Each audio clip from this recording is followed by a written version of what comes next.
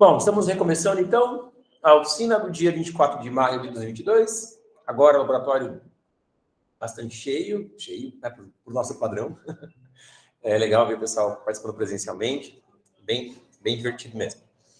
A gente vai começar a nossa oficina regular e é um momento interessante, porque a gente está retomando as oficinas regulares. A gente ficou um tempão sem elas, né? Isso porque o clube estava numa situação de uma certa defasagem, de uma certa falta de procura pelo clube aqui na UTFPR, com muitas pessoas mais iniciantes entrando, que precisavam ali de um pouco de atenção, e por isso a gente também criou o laboratório de programação e fez várias semanas com o laboratório prático, né, para o pessoal poder, especialmente naquelas primeiras horas juniores, conseguir fazer os exercícios e treinar, etc. Agora, então, a gente começa a retomar as oficinas regulares, e o primeiro assunto que a gente vai ver hoje é o algoritmo de Hopcroft-Karp. Aí eu até coloquei aqui na oficina de hoje. A gente vai fazer o problema UVA 11138, que a gente já fez esse problema, só que a gente fez utilizando o método dos caminhos aumentantes, que é suficiente para passar esse problema. No entanto, a gente vai refazer o problema com o Hopcroft-Karp, e eu vou pegar também aquele problema que a gente fez das torres, do Attack Rooks, e também vou utilizar o Hopcroft-Karp lá, a gente vai ver até a diferença de tempo, como é que fica no bcrowd, trocando o algoritmo. E vocês vão ter aí mais um algoritmo que vocês vão poder utilizar para quando tiverem que trabalhar com emparelhamentos em grafos bipartidos, né? Emparelhamentos máximos em grafos bipartidos, tá? Eu até botei aqui a página da Wikipedia para quem quiser consultar depois mais sobre o algoritmo. A página bem completinha, tem uma descrição bem boa do algoritmo, suficiente para entender o algoritmo. No livro dos Halim, pelo menos a edição 3 não tem muito sobre o algoritmo, tem uma descrição muito curta, não suficiente para você entender como o algoritmo funciona. Eu não sei como é que está a edição 4, eu não tenho a edição 4, quem tem é o Gustavo, né, Gustavo? Eu trouxe aqui. Legal. Talvez lá tenha mais detalhes do algoritmo. Eu achei uma página no Geeks for Geeks sobre Hopcroft-Karp. E eu não recomendo essa página de jeito algum. O Geeks for Geeks é bem complicado. Assim, tudo depende de quem escreveu aquela página, aquela sessão, né? Aquele assunto. Então, às vezes tem coisa muito boa lá, às vezes tem coisa não muito boa. Né? Eu não gosto, por exemplo, do que eu vi lá sobre Arrokurasik. Né? O que está escrito lá tem as partes que estão erradas, inclusive, não leva uma implementação boa. E o que eu li hoje sobre Hopcroft-Karp no Geeks for Geeks, eu achei assim, absurdo. Aquilo é qualquer coisa menos Hopcroft-Karp. Não gostei. Tá? Então, pode ser que eu tenha, sei lá, dado azar de cair numa página específica errada, mas que tenha outra que seja... Enfim, não sei. Mas tem que tomar cuidado, às vezes, com esses materiais que a gente pega pela internet. Né? Algumas coisas são boas, outras nem tanto. Bom, vamos lá, então. Né? O que é o algoritmo de Hopcroft-Karp e quando a gente deve utilizá-lo? Né? Ele é um algoritmo... Aliás, eu estou falando aqui, né? Mas não sei se todo mundo entendeu o que eu estou falando. Então, Hopcroft-Karp.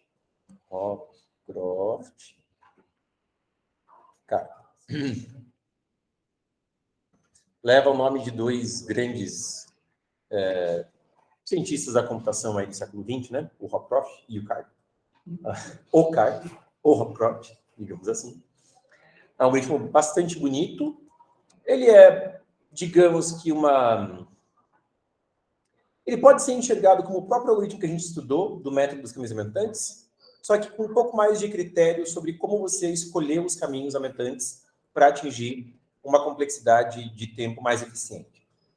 O método dos caminhos aumentantes, como a gente viu, que você utiliza só uma DFS para encontrar caminhos aumentantes, e para cada caminho aumentante que você encontra, você então alterna ou troca o papel das arestas ao longo do caminho. A gente viu que esse algoritmo ele tem complexidade do número de vértices vezes o número de arestas no grafo. Né? A gente, às vezes, quando faz complexidade de algoritmos em grafos, utiliza N e M para número de vértices e número de arestas. E, em particular, quando o pessoal fala de grafos bipartidos, a gente costuma evitar usar N e M. E o motivo disso é porque, às vezes, quando fala de grafos e partidos, N e M são os tamanhos das... Olha só que legal. São os tamanhos das partes do grafo e partido, né? Não o número de vértices, que seria a soma dos tamanhos das partes e de arestas, e aí você tem que ver quantas arestas você tem no grafo, né? Então, por isso que alguns materiais vão trazer V e E para número de vértices e número de arestas quando trata de grafos e partidos, tudo bem? Fecha parênteses. É um algoritmo, o método dos caminhos aumentantes, geralmente bom, mesmo quando você olha assim grafos que tem em torno de 500 vértices, às vezes você consegue passar tranquilo com caminhos aumentantes. Vai depender também, claro, do número de arestas. A gente viu aí na semana passada o problema do Attacking Roots.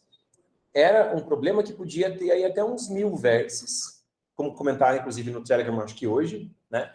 Eu tinha feito análise errado do número máximo de vértices que seria possível lá no problema.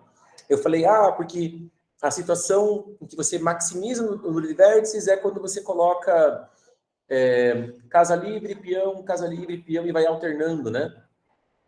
Aí eu falei que isso ia dar 50 por 50. E não é, na verdade, né? Você tem 100 linhas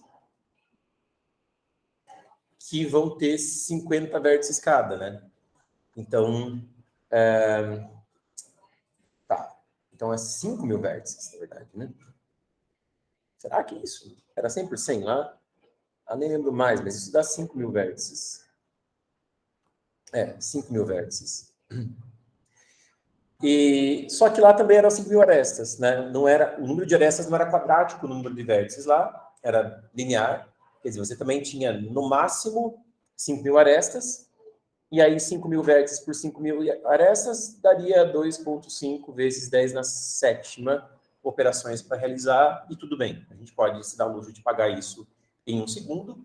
Até o timing do problema nem era 1 segundo, era bem maior do que 1 segundo, então caminhos aumentantes era tranquilo para esse problema. Tudo vai depender, né, da análise que a gente faz em cima do problema, né? Tem que analisar qual é, de fato, o número de vértices, qual é, de fato, o número de arestas. E se tratando de fluxos, como a gente tem trabalhado nessas semanas, a análise sempre tem que ser feita com mais cuidado, porque você tem que considerar qual é o fluxo máximo, de fato, que você vai ter no grafo e essas coisas assim, né? Mas, às vezes, a gente tem até grafos maiores do que 500 vértices, que a gente consegue lidar com caminhos aumentantes. Tem vários truques até para tornar o algoritmo, assim, tratável ou uma boa opção para lidar com ele na prática.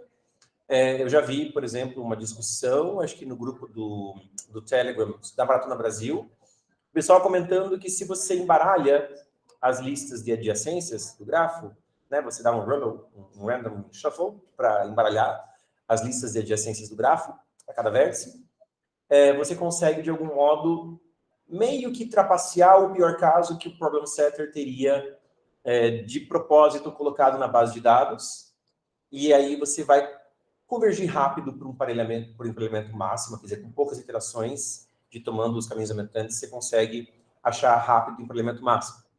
Então, é um truque aí que o pessoal usa bastante, e mesmo problemas em que o problem setter é bem rigoroso, e não, esse problema aqui não é para passar caminhos aumentantes, o pessoal vai lá e faz essas gambiarras e consegue passar. Então, eu já vi coisas do tipo. Mas, claro, tem situações em que não é suficiente para passar, né? Tem situações em que número de vértices vezes número de arestas é uma complexidade muito alta para passar, e aí a gente precisa de algoritmos mais eficientes.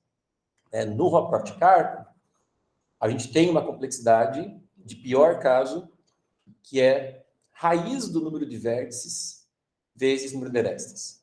Então, a gente está trocando aqui, né, o número de vértices por raiz do número de vértices, obtendo um algoritmo que é substancialmente melhor, né? Permite aí trabalhar com grafos maiores. Tá?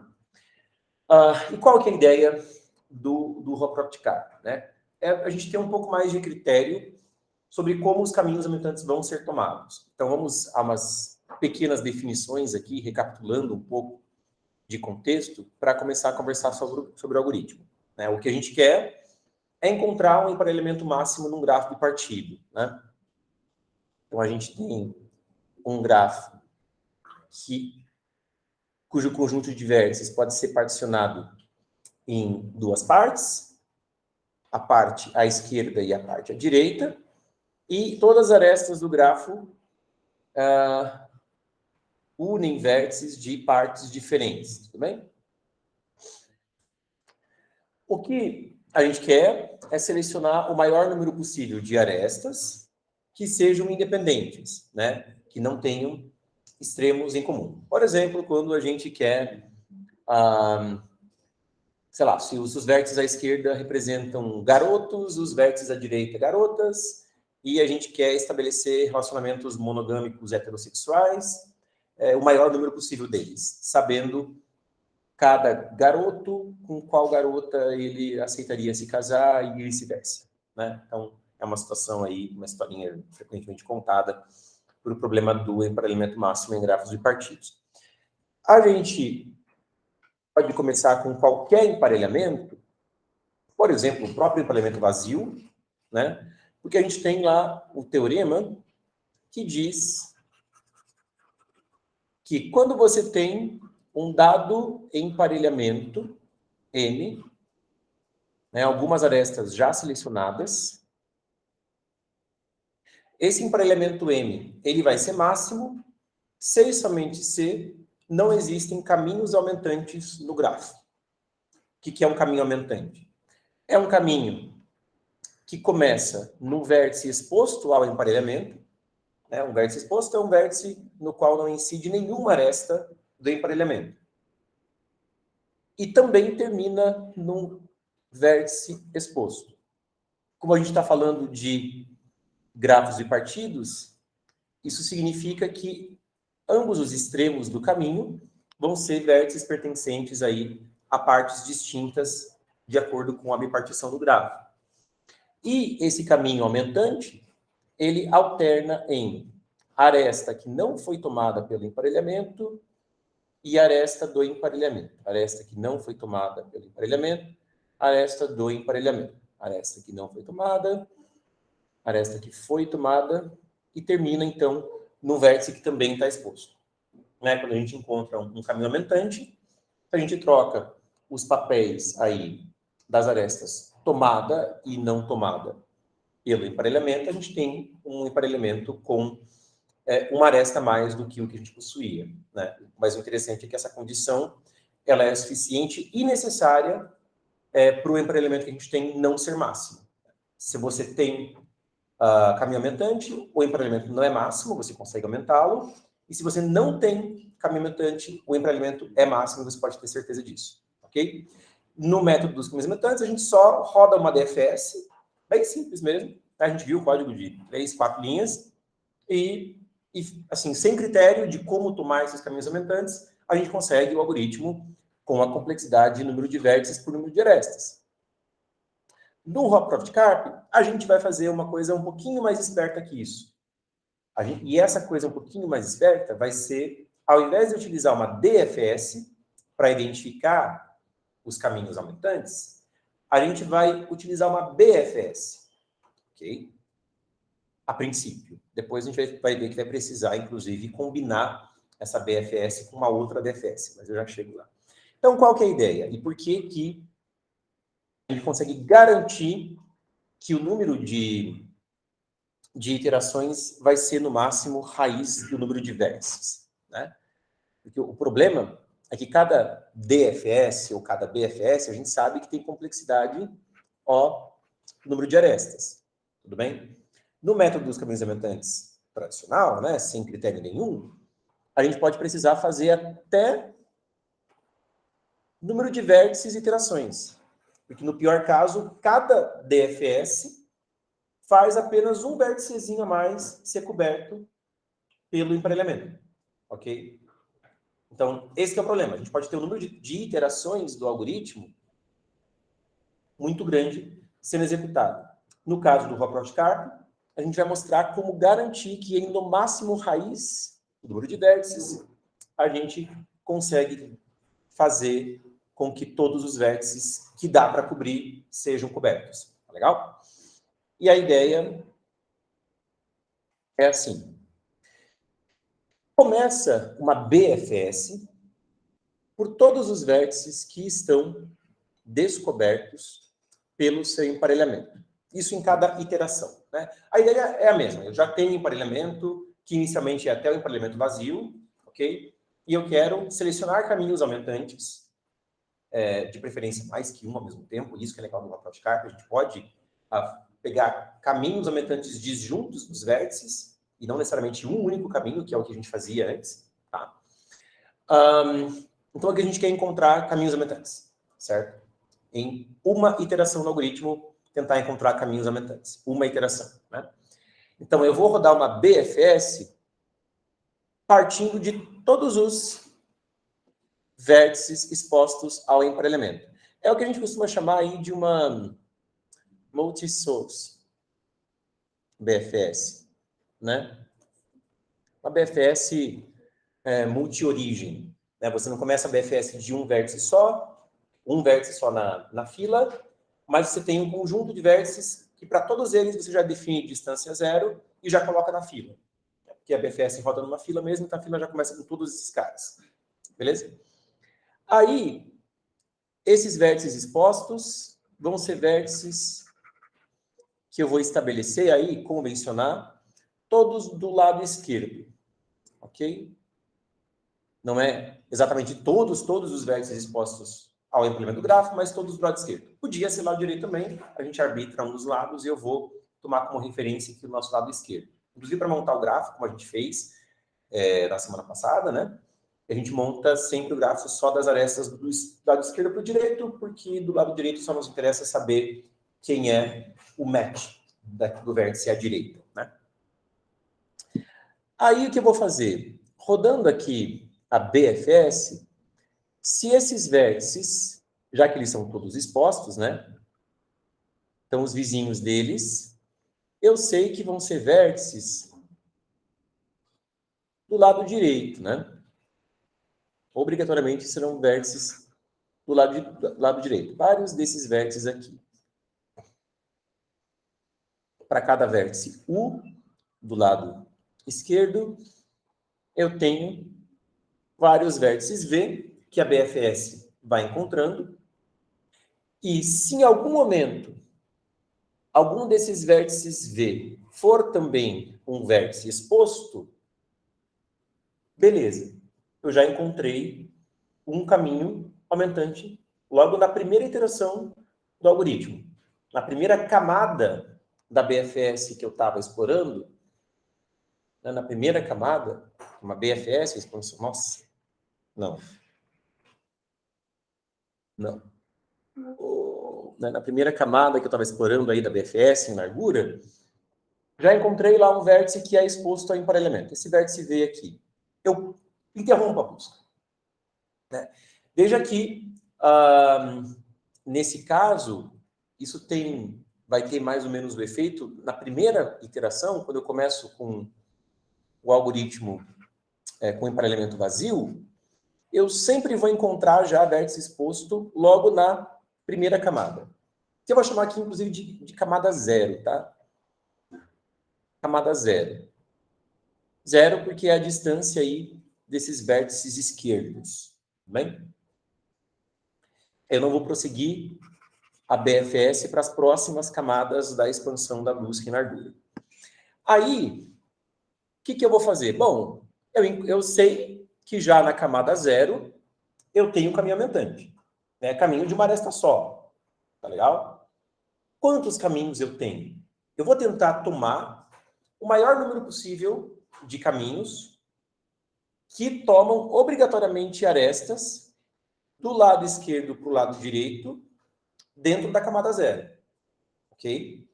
Apenas caminhos desse jeito, que começam nesses vértices U, que tem distância zero, sobre os quais eu disparei a BFS, e já terminam em algum vizinho seu do lado direito que esteja exposto ao emparelhamento.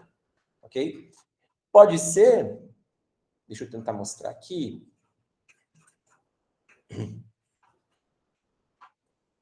Né? Ah, olha só, esse cara aqui está exposto, aí esse vértice V aqui também está exposto, né? E aí eu vou tomar esse caminho aumentante aqui, então esse vértice U vai ser o match desse vértice V. Isso pode meio que estragar a brincadeira para o próximo vértice U, porque pode ser que o único vizinho que ele tinha também era esse vértice V aqui. Mas tudo bem, né? Pelo menos eu já tomei um caminho aumentante, e pode ser que eu possa tomar mais caminhos aumentantes, inclusive, né? Porque eu vou justamente partir de todos os vértices U aqui, sobre os quais a BFS foi disparada, e eu vou tentar identificar o maior número possível de caminhos aumentantes disjuntos nos vértices, para operar a troca do papel das arestas ao longo de todos esses caminhos ao mesmo tempo. Mas não quaisquer caminhos aumentantes, tá? Apenas e obrigatoriamente caminhos aumentantes que estejam restritos aqui à camada zero. Tudo bem? Caminhos de uma única aresta. Certo? Então, veja que na hora que eu já dei o match aqui desse vértice U para o vértice V, já estraga a brincadeira para o próximo vértice U, né? Porque eu vou explorar esse vizinho V aqui do vértice U e, opa, ele já não é mais exposto em um pré-elemento. Então, eu vou... essa DFS que explorou esse ramo vai morrer e vou ter que fazer um backtracking para explorar o próximo vizinho do vértice U e assim por diante.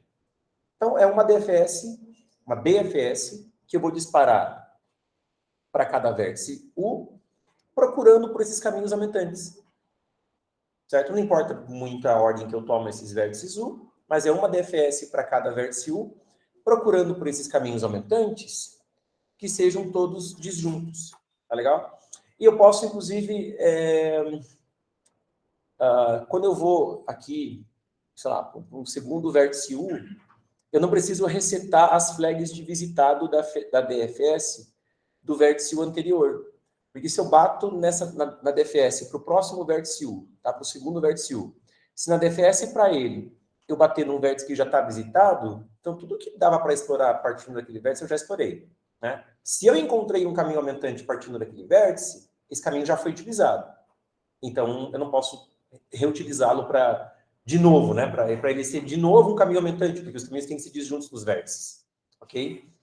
Então, a gente pode rodar uma DFS para cada vértice U exposto ao emparelhamento, mas reaproveitando, inclusive, a flag de visitados nessa iteração depois da BFS. Né? A BFS ela é importante para estabelecer a camada de até onde eu olho, porque as DFS vão procurar por esses caminhos aumentantes, mas que tenham essa propriedade sempre de respeitar as camadas que foram definidas pela BFS. E por que isso? Bom, vamos tentar enxergar um pouco o que acontece nas próximas iterações do Hopcroft Car, né? Quando eu tenho uma situação de várias camadas da BFS exploradas. E talvez a coisa fique um pouco mais fácil de entender. Imagine que você está numa situação em que todos os vértices V, à direita aqui da camada 0, nenhum deles é exposto. Então, o que eu vou ter que fazer? Eu vou ter que continuar a BFS e explorar a camada 1. Né? Eu vou ter que pegar cada vértice V desses, como ele não está exposto, eu olho quem é o seu vizinho, o seu match, na verdade. Quem é o seu match? Todos esses vértices V têm um match. Nenhum deles está exposto ao emparelhamento, porque senão eu não teria prosseguido a BFS para a próxima camada. Ok?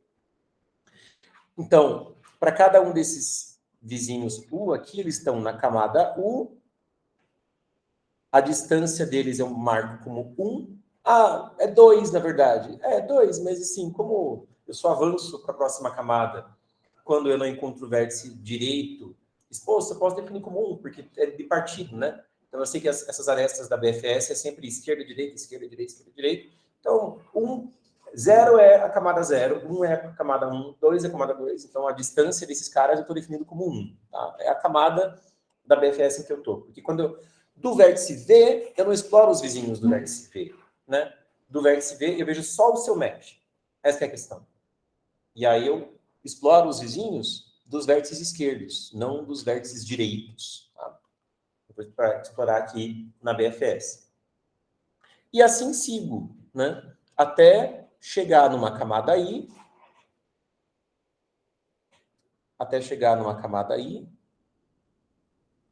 em que eu bata... Ai, meu Deus.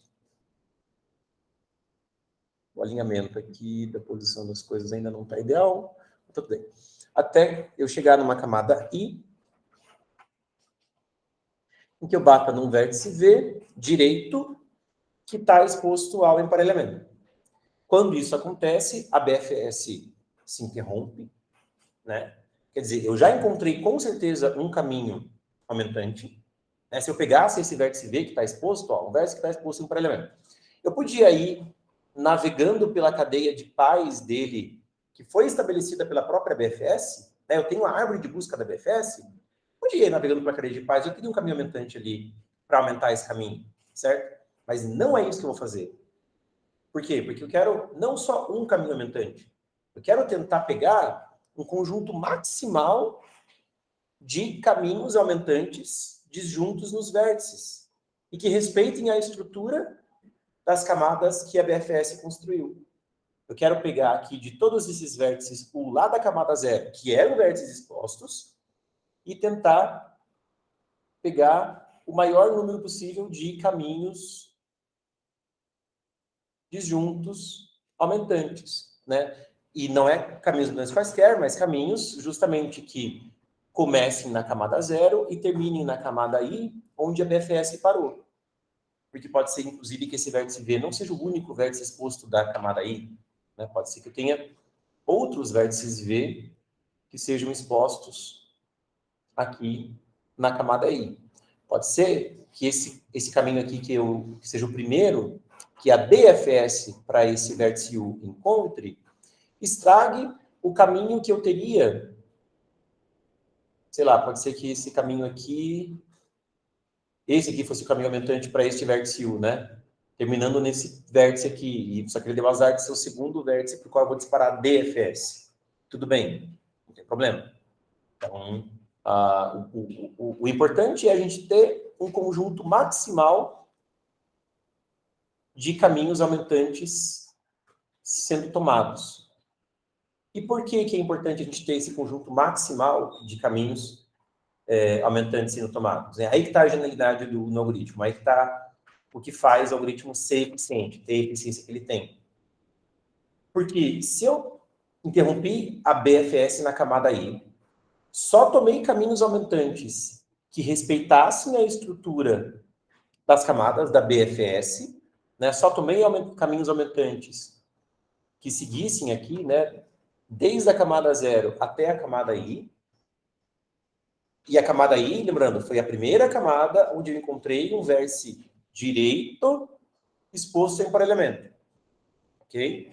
Se o meu conjunto é maximal de caminhos disjuntos nas arestas, quer dizer que na próxima iteração do algoritmo, quando eu rodar a próxima BFS, a BFS não vai parar na camada I. Com certeza, ela vai parar numa camada superior a I. I mais um ou para frente. Não tem como a BFS parar de novo na camada I. Porque a BFS parar de novo na camada I, quer dizer que ela encontrou um caminho aumentante na camada I, mas esse caminho aumentante ele poderia ter sido encontrado na iteração anterior do algoritmo. Certo?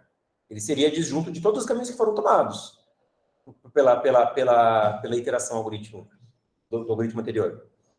Então, quer dizer, eu estou fazendo uma expansão em largura a cada iteração, e a cada iteração, com certeza, essa expansão em largura está avançando cada vez mais. Né? Tá avançando pelo menos uma camada a mais do que na iteração anterior. Eu tenho um número V de vértices para cobrir. Tudo bem?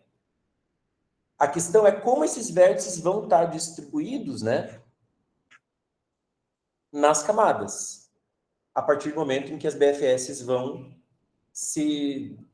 interagindo, né? Vão iterando, na verdade, né? A partir do momento que eu vou iterando várias BFS e elas vão olhando cada vez mais longe, então eu vou cobrindo mais vértices e vou cobrindo mais vértices. E lembrando que todos os vértices U que continuam expostos, todos os vértices U que continuam expostos vão estar todos na camada zero.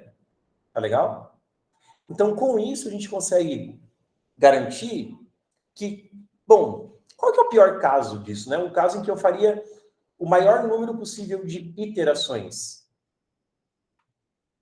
Né? Você pode pensar, o caso em que eu faria o maior número possível de iterações é quando a cada iteração eu só cobrisse um vértice, né? Só que eu só cobrir um vértice, sendo que eu estou botando todos os vértices expostos aqui na camada zero e resolvendo toda toda a camada e onde eu paro a BFS, não é possível isso, na verdade, né? O pior caso que a gente tem do algoritmo é quando a gente tem raiz de V camadas, cada uma com raiz de V vértices. Certo? Porque se para cada vértice, para cada um dos vértices expostos, né, eu já encontro um match para eles na primeira camada,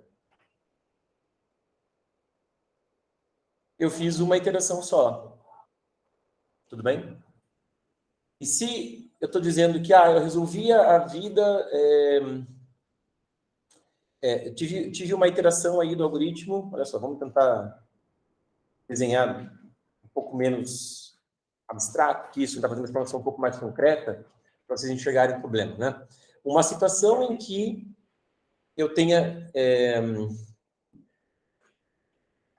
coberto só um vértice do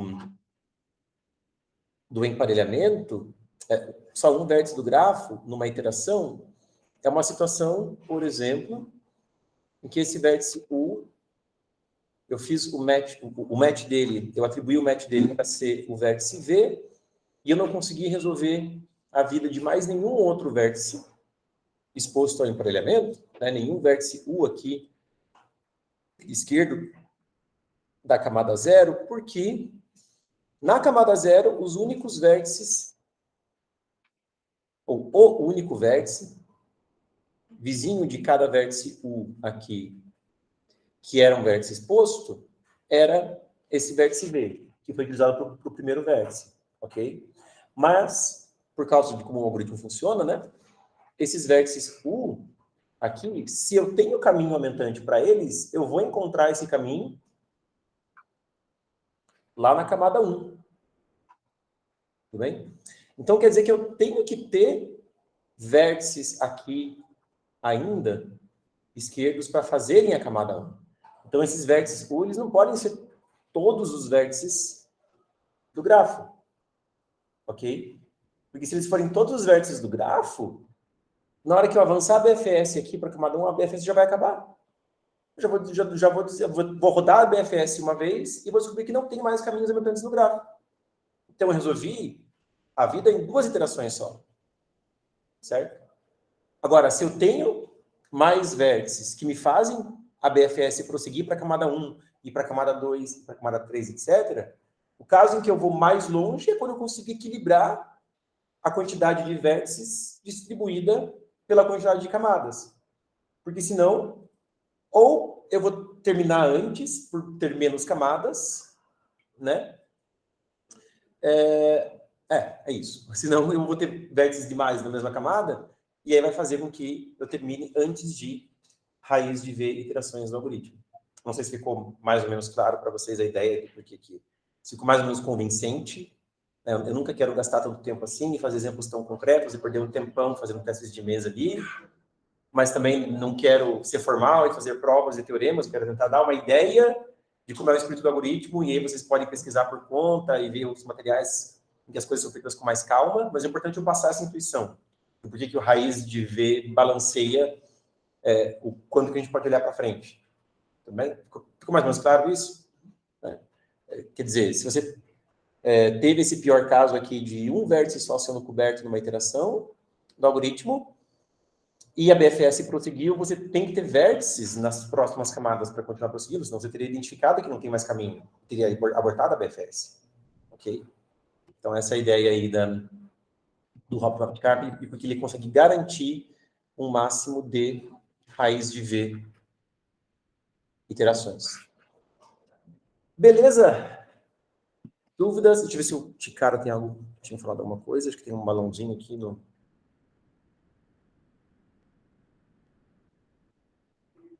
Ok. Alguém tem uma pergunta para fazer abstratamente aí sobre o algoritmo, antes da gente codar? Não? Vocês vão ver que o código não é tão complicado assim. A gente basicamente vai trocar aquela nossa DFSzinha por uma BFS, que é um código um pouquinho maior, e uma DFS.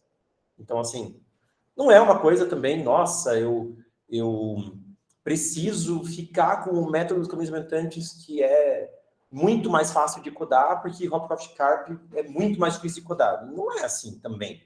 Tá? Ele é um código, claro, um pouquinho maior, mas é um código simples e já tem uma complexidade de tempo bem melhor. Então, às vezes, vale a pena, se você está meio em dúvida, né? Tipo, será que só caminhos aumentantes simples passa? E aí você tenta economizar, às vezes, 5 minutos de código que você teria que a mais para ter colocado o Hopcroft-Karp no teu código, e você toma 20 minutos de penalidade porque teu código não passa no tempo. Então, tem que ponderar isso na hora da competição. Tá bom? Deixa eu alternar o modo de apresentação.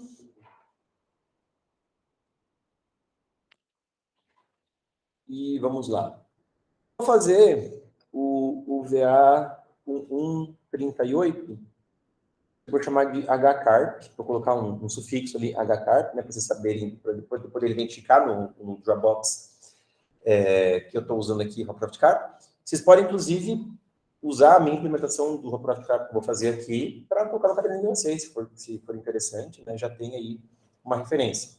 Eu vou copiar e colar, então, o que a gente tinha feito para o UVA 111.38 na semana passada, retrasada, sei lá quando foi que a gente fez. E aí colar. E a gente só vai trocar aqui caminhos aumentantes, que é o tal do AUG, para Hopcroft-Karp. Tudo bem? Então, aqui, inclusive, a gente tinha até umas linhas, né? Porque a gente disparava a DFS, uma para cada vértice à esquerda. Não vou fazer nada disso. Eu vou começar que o match de cada vértice à direita é -1, né? Inicializo com o emparelhamento vazio, ou até posso deixar isso para ficar dentro do Hopcroft-Karp também. E aí aqui, a resposta, eu vou chamar uma função chamada hk, okay? Que vai ser o nosso Hopcroft-Karp. Eu vou deixar por enquanto ali a DFS como referência, mas a gente já vai adaptar essa DFS, inclusive, porque a gente precisa. Né? Essa DFS vai virar a DFS que a gente faz uma vez estabelecida a estrutura da BFS, né? Uma vez estabelecidas as camadas da BFS, a gente vai utilizar a DFS para encontrar o conjunto maximal de caminhos aumentantes. Okay? Beleza. Então, eu vou ter a função Hopcroft-Karp. É bem melhor olhar aqui do que olhar lá, né? Até porque agora, essa hora da noite, eu já estou bastante míope e já enxergo bem mal aqui a projeção. Então, eu sei porque quem tem miopia aí, se vocês têm miopia também, à noite fica pior, né? Talvez porque eu tenha miopia e astigmatismo. Então, o astigmatismo talvez é o que fique pior à noite. Beleza, vamos lá. Então, ok. Bom, a primeira coisa que eu vou fazer é aquele main set, que é o match, né? Inicialmente, o match de todo vértice é -1. Quer dizer, inicialmente eu estou começando com emparelhamento vazio. Okay? E a minha resposta, portanto, né, que é o tamanho do emparelhamento máximo encontrado até o momento, começa com 0. E é ela que eu vou retornar lá no final da função. Aí, eu vou ter aqui as coisas para BFS, que eu não tenho globais ainda, que é o vetor de distância para os vértices à esquerda, né? E os pais também, né? Aliás, pai eu não preciso, acho que é só distância. Pai é para fluxo. Só distância já vai ser suficiente. Então, eu vou fazer a função BFS, que eu vou implementar aqui, e retornar 1 ou 0 se ela encontrou caminho aumentante ou não. Então, enquanto a BFS retorna caminho aumentante, aí eu vou resetar o visitado dos vértices para disparar as BFS. Eu falei para vocês que a gente vai, inclusive, reaproveitar, né, os visitados das DFS anteriores para cada camada, né? Para cada camada não, para cada iteração do Hopcroft Car, tudo bem? Então, aqui eu vou fazer todos os vértices à esquerda e vou disparar uma DFS para eles, só se ele for um vértice exposto, né? E como é que eu vou verificar se o vértice é exposto ou não? Eu vou utilizar o próprio vetor match. Aí já vai ser uma coisa um pouquinho diferente do que a gente fez na semana passada, sei lá. A gente guardava o match só dos vértices da direita, né? A gente nem precisava guardar os matches dos vértices da esquerda. E agora não. Quando a gente atribuir o U para ser o match do V, a gente também vai fazer o V ser o match do U. Legal? A gente vai lembrar os dois quem são o seu match. Tá? Então, para todos os vértices expostos ao emparelhamento, a gente dispara uma DFS partindo daquele vértice, e a DFS retorna a 0,1 se ela encontrou um caminho aumentante ou não, e esse valor a gente incrementa na nossa resposta, que é o que o Hopcroft Car retorna. Por enquanto, essa função aqui, né, veja que basicamente o que ela está fazendo é, em tamanho, mais ou menos, o que a gente tinha daquelas linhas de código que eu apaguei aqui da função main. Então, se você quer dizer, olha só, caminhos aumentantes era uma funçãozinha só. Agora tem 3 funções. Você tem essa Hopcroft Car, você tem uma BFS e uma DFS, 3 funções. Não, mas essa aqui não conta. Tá? Essa aqui não conta porque a gente tirou linhas lá da função main para disparar as DFS e basicamente o que essa função aqui está fazendo é disparar DFS e disparar DFS. Então, tá elas por elas por enquanto. Tá? A DFS, a gente já vai olhar para a DFS. Vamos fazer a BFS. Bom, é uma BFS. A gente já tem lá global o vetor de distâncias, né? Então, toda busca em grafos vai ter o tal do U e V. E eu vou ter uma fila. Inicialmente, eu não vou... Bom, o que a gente faria, né? Eu definiria que a distância de todos os vértices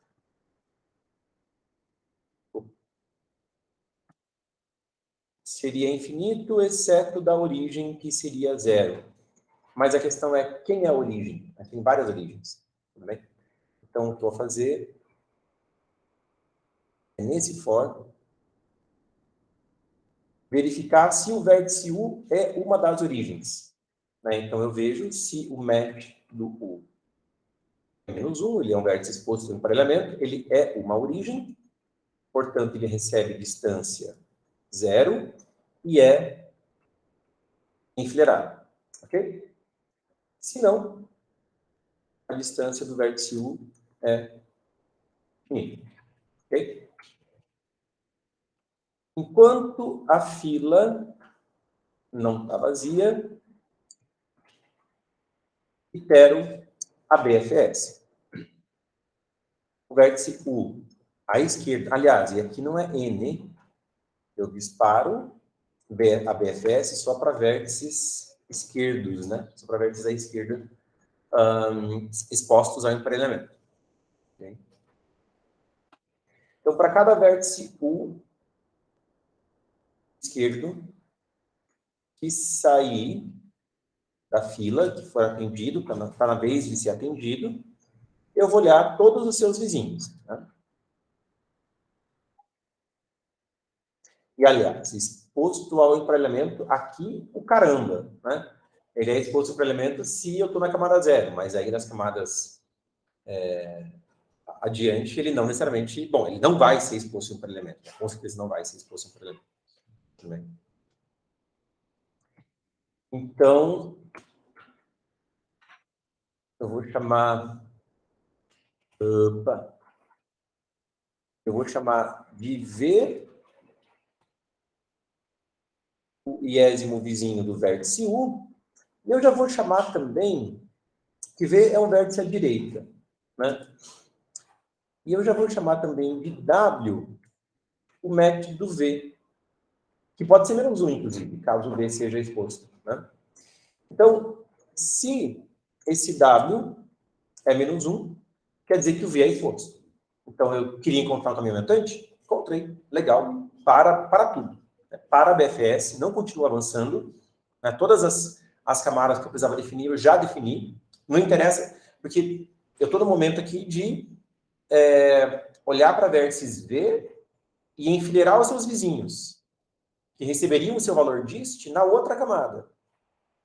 Todos os vértices à esquerda dessa camada já têm o seu valor dist definido. Então, eu já posso interromper a BFS exatamente agora. Né? Eu retorno 1. Encontrei caminho aumentante. Aí, se o dist do W é infinito, quer dizer que W é um vértice que não foi visitado pela BFS ainda, né? Uma BFS, então, veja se o vértice foi visitado ou não. E se ele não foi visitado, dist do W recebe dist do U mais 1 e enfileiram o W. Ok?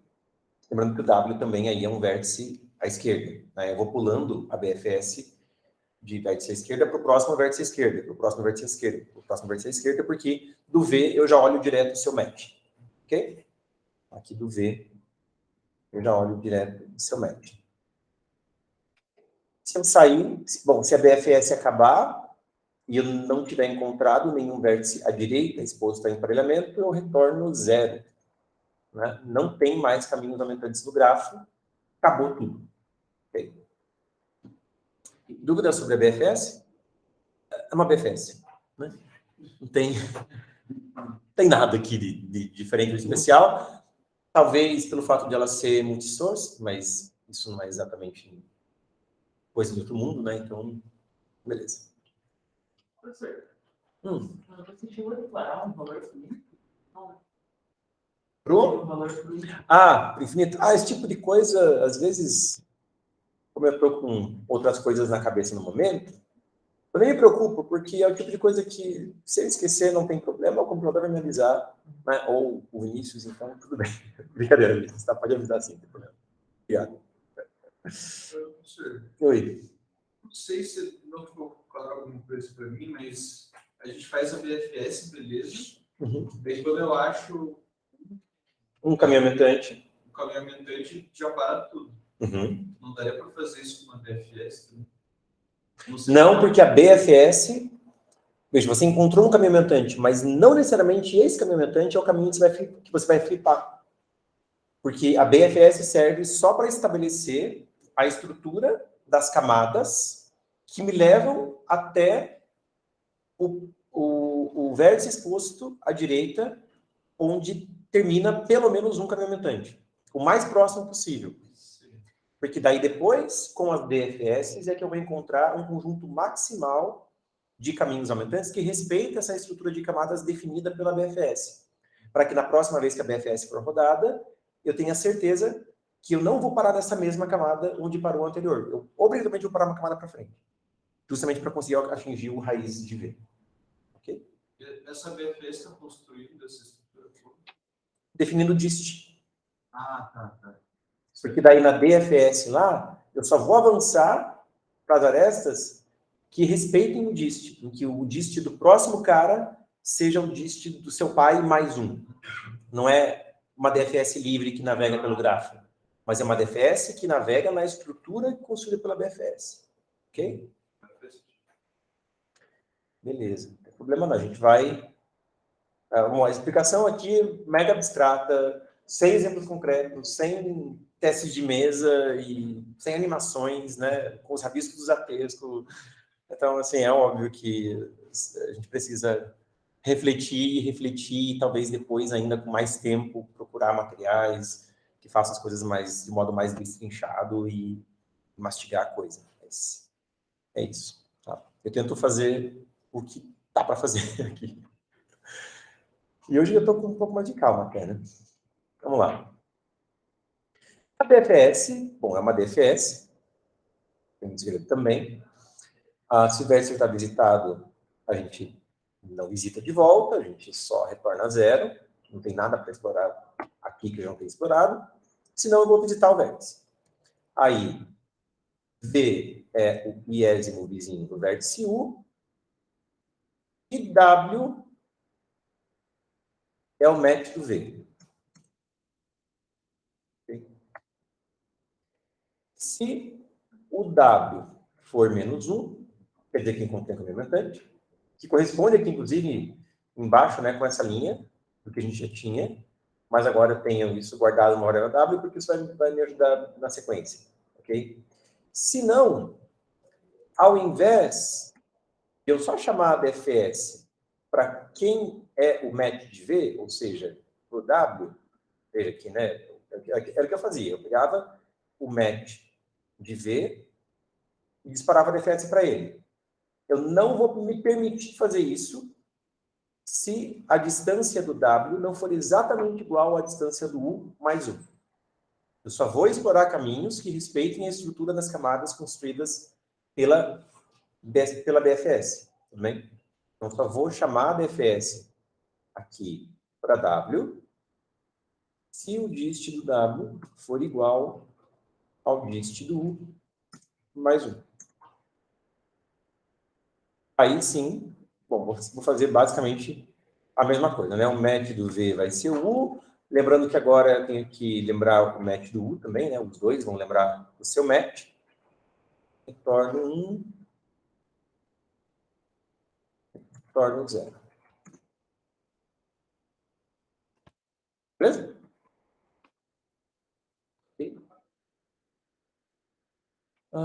Match do V é U, match do U é o V, retorno 1, 0. Bom, é basicamente a mesma DFS que a gente tinha, né? A única diferença, assim, substancial é botar essa condição aqui, né? Saber se o dist do W é exatamente igual ao dist do mais V. Não é explorar tantos caminhos assim. Explora só caminhos que respeitem a estrutura. Beleza? Dúvidas, perguntas? Tá aí. Ó, Profit Car. Lindo, né? Uma BFS, várias DFS por iteração, mas essas várias DFS todas têm a sua complexidade total, pode ver justamente porque eu não reseto o visitado dos vértices, né? Então é como se eu tivesse, sei lá, explorando as componentes conexas no grafo, coisa assim, né? O custo total de todas as DFS é O do número de vértices, da BFS é O do número de vértices, então por iteração é O do número de arestas, desculpa. O do número de arestas é a complexidade por iteração. E aí são raízes de iterações. Acho que o Ticara perguntou alguma coisa aqui. Meio mágico. Legal. Acho que vamos compilar e testar. Vou tornar o modo de apresentação aqui.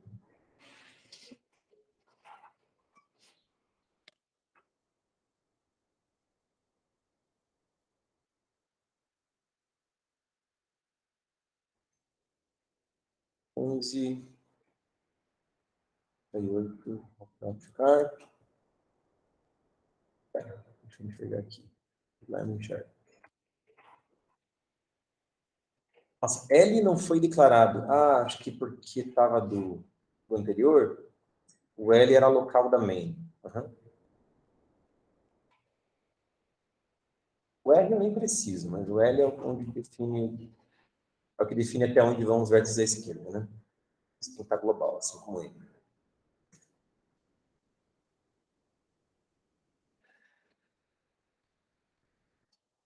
Mas resposta foi setada, mas não foi usada.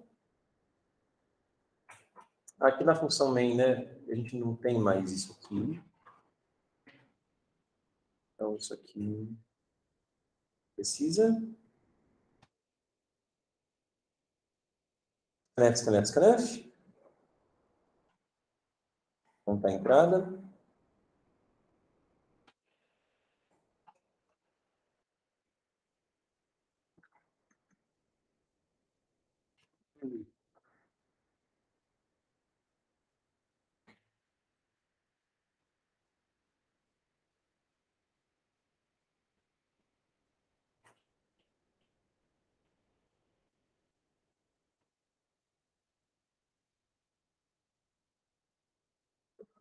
Beleza.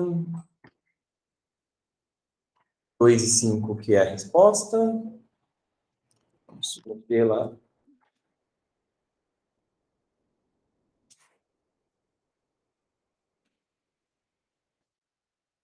Ok.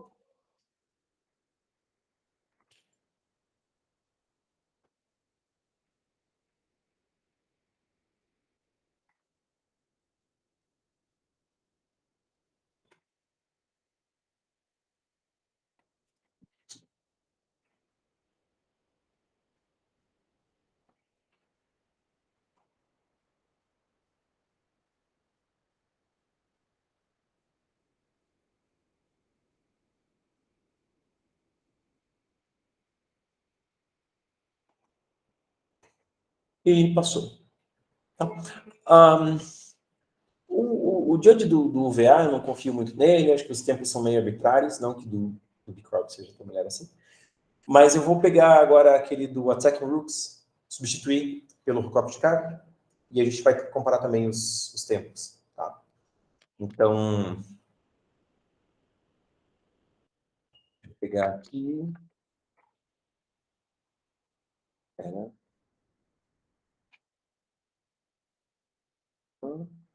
Bcrowd.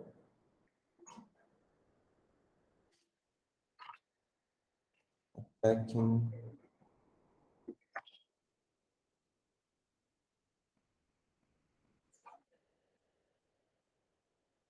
É o 14 de novembro. Então, tá lá em CDP, FPR Code, BI 1490 Zatesco. Esse é o nosso código que a gente fez aí na semana passada, do Attack Rooks, com caminhos aumentantes. Vou submeter ele aqui para a gente ver quanto tempo que dá.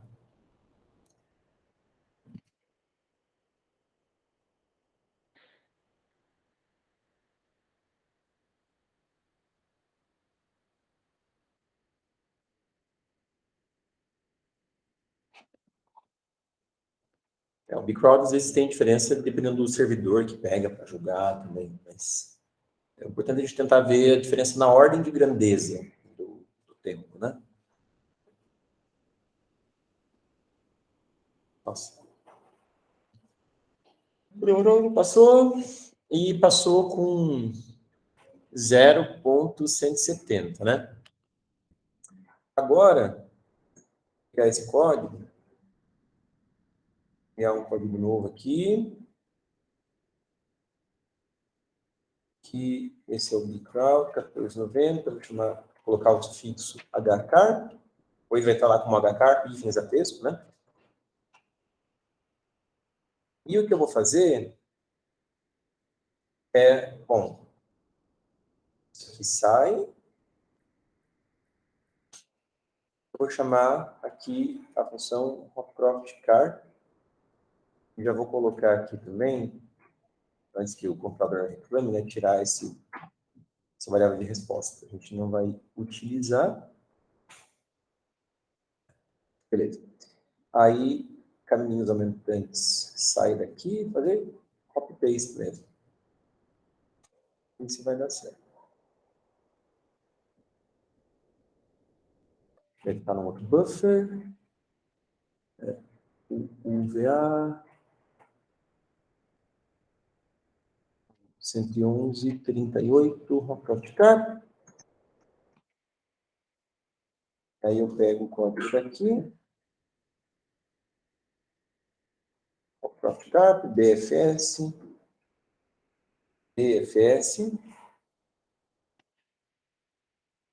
Coloco para cá o código. Bom, eu sei que o L tem que ser global. E eu acho que já é. A gente tem lá a dimensão, N e L. A gente tem que ter as coisas da DFS também, basicamente o dist e a max_v, né? Aqui nesse problema é max_v, número de vértices. Eu olho rapidão, ver se tem alguma coisa que tem que adaptar. Eu acho que não. Vamos compilar localmente primeiro.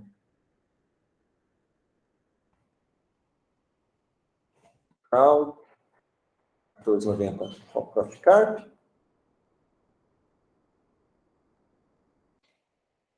Infinito. Obrigado, Vinícius.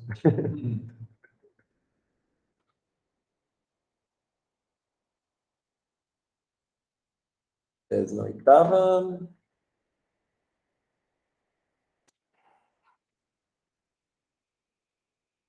Beleza. Dá lá. Caso de teste.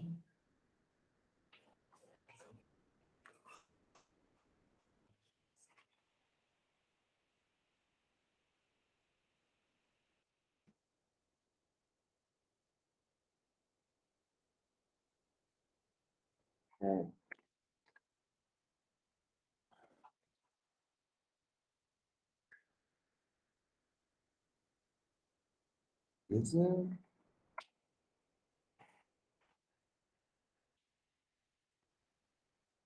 750 e a resposta. Então, o copy-paste funcionou. Agora, vamos submeter.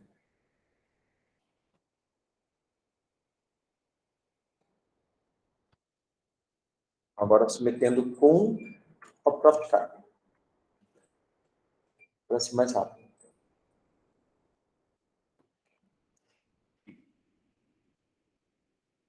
Entre 0,1 segundo já é bastante, bem rápido, né? Estava 0,170, então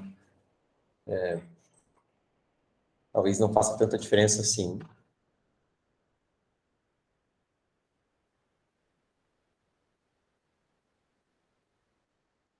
Ou talvez faça diferença, mas aí a gente na azar pega um juiz muito mais lento e aí não faz diferença. Não, mas ó, desceu uma ordem de grandeza, né? Estava 170, agora está 44. Ok. Deu uma diferençazinha no tempo. Tá? Uma diferença aí de um quarto. Então, sei lá, se a gente conseguir explorar 500 vértices antes, a gente consegue agora explorar 2.000 vértices com tranquilidade. Tá? Mais ou menos nessa ideia. E é isso, pessoal. A gente encerra a oficina regular hoje. Ainda são 19h30, então eu vou deixar até 8h20 para o laboratório prático, para o pessoal que está aqui. A gente pode também conversar sobre problemas e tal, aproveitar o tempo. Tá? Semana que vem a gente vai ter de novo oficina regular, depois do intervalo, e o calendário para junho vai ser divulgado na página. Tudo bem? Obrigado, pessoal. Até logo. Obrigado de cara que está online também. Até mais, hein?